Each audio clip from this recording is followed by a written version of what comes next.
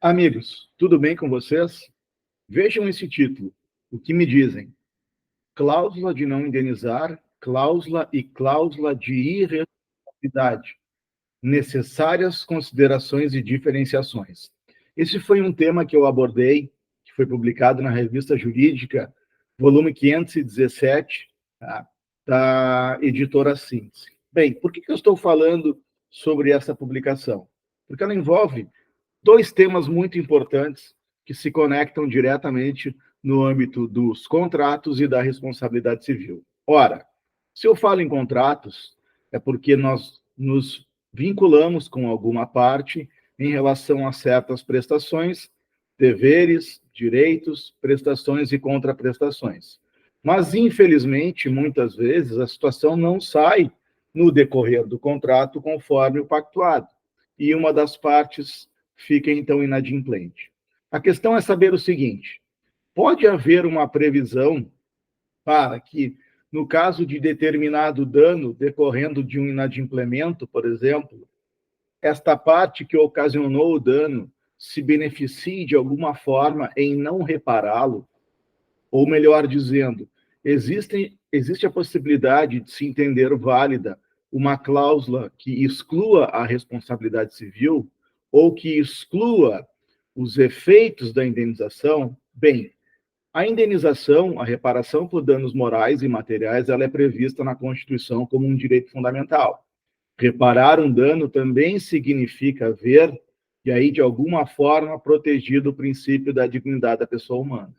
Mas nós também temos a lei da liberdade econômica, que nos diz que a intervenção na esfera dos contratos, ela é uma exceção. Portanto, revisar um contrato é uma exceção.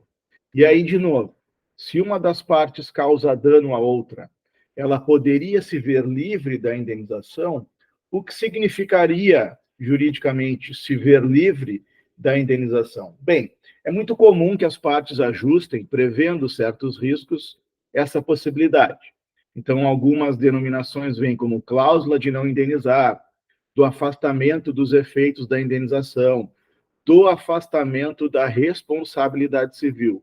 Mas vejam, pessoal, não são sinônimos, ok? O que deve ficar claro é o seguinte: quando se tem afastamento da indenização, é afastar os efeitos, a responsabilidade permanece, mas as partes optaram pelo princípio da autonomia privada de ver afastada ou afastados esses efeitos.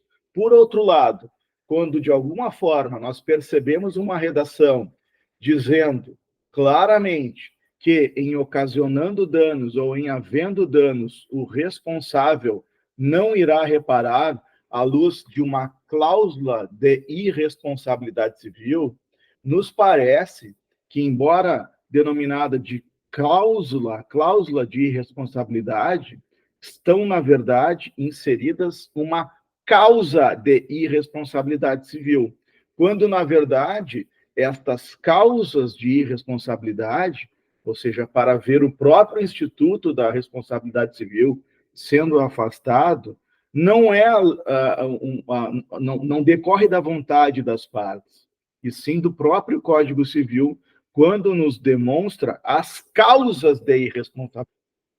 Então, na verdade, nós temos que lidar, no caso concreto, e saber o que está por trás de determinada cláusula.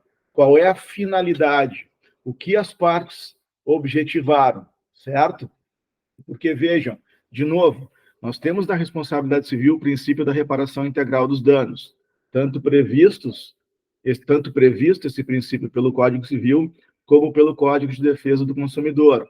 Nas relações de consumo, nós temos a nulidade absoluta de cláusulas que exonerem ou atenuem a responsabilidade civil do fornecedor. Mas e quando existe uma relação de direito civil, onde se presume que as partes são iguais, esta cláusula poderia ser válida? Sim, a jurisprudência considera que sim, mas dentro de realmente uma paridade de armas. O que se verifica como nulo é a imposição, e a gente sabe que o papel aceita tudo, de causas de irresponsabilidade que não estão em sintonia com aquelas causas de irresponsabilidade previstas pelo próprio Código Civil, correto? e previstas pelo ordenamento jurídico de forma geral, à luz da boa-fé objetiva, da função social dos contratos. Então, em uma interpretação constitucional do direito civil, à luz dos contratos e da responsabilidade, temos que ter cuidado com estas cláusulas e saber o que está sendo redigido, qual sua finalidade e eventuais efeitos jurídicos para o caso de inadimplemento contratual e quando esse inadimplemento contratual venha a causar danos. Por exemplo, a evicção ela pode ser afastada dos seus efeitos, correto? Nós não precisamos inserir uma cláusula, né, uma multa, uma cláusula penal, mas no momento em que inserirmos certas cláusulas que vão afastar o próprio sistema da responsabilidade civil, isso pode ser, sim, discutido em juízo. Muito obrigado pela atenção, pessoal, e nos encontramos no próximo vídeo.